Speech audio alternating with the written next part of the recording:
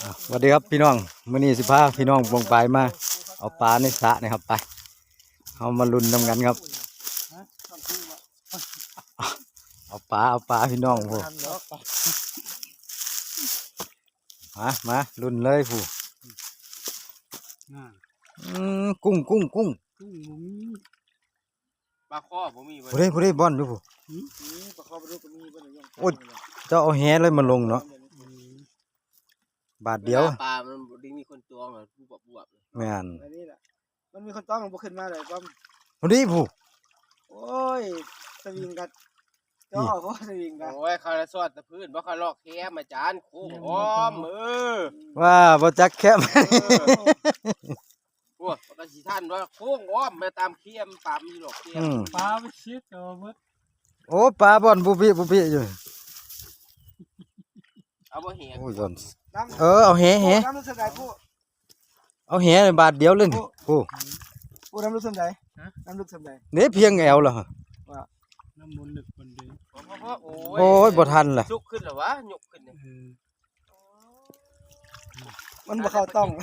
ต้องไปตาเข้าเลยน้อยแต่ซุ่มมาจ้าตัวหน้านะเอาขึ้นซุ่มเลยฮะยกขึ้นโอ้ยโตบ่ถือเจ๊สั่งงุ้มบ่ป่ะนี่งุ้มเอาโตเอาบ้านนี่ว่างุ้มโอ้ได้แล้วเนาะได้แล้วเคยไปงุ้มเลยมันบ่ได้คือกันเด้องุ้มปลาชูนอยู่โตเลือกมันบ่โอ้พี่ปลาบ่อนอยู่ทางหลังพี่ปลาอยู่ในฝั่งโตงมมาเลยผู้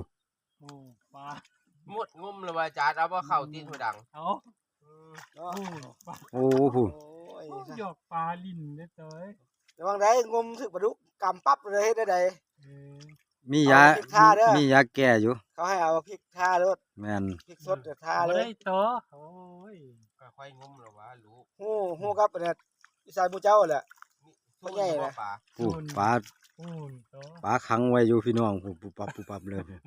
ปลาขังไว้ยังบ่ได้จักโตโอ้ที่พ่อกินยังบ่ตัวเดียวจังหวะเอาไปช้างแก้วเกี่ยวลาบเอาบ่ฟังเสียงโอ้มีปลาดุกพร้อมนะผู้นี่แล้วได้ปลายังไงป้อมโอ้พี่ลึกเป็นโลอะไรดิโอ้ยตัวเดียวเป็นโลเลยโอ้ยได้เป็นโลเลยครับผู้หาขึ้นมาครับขึ้นมามือจังเอาไปมาเอาลุงปู่หากินบ้านขนาดลุงปู่ขึ้นมามือขึ้นมาแล้วมือนั่นโอ้ยโตมันขึ้นก็ได้วะโอ้ยผู้แห่งใหญ่ตัวน่ะกระดูดแล้วโต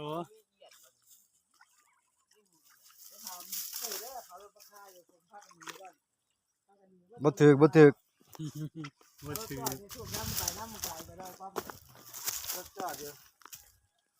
นี่เดี๋ยวสระนี่เขาคือบ่มาบะโอ้ยปลาข้อว่าได้เป็นไผ่เป็นโลมาได้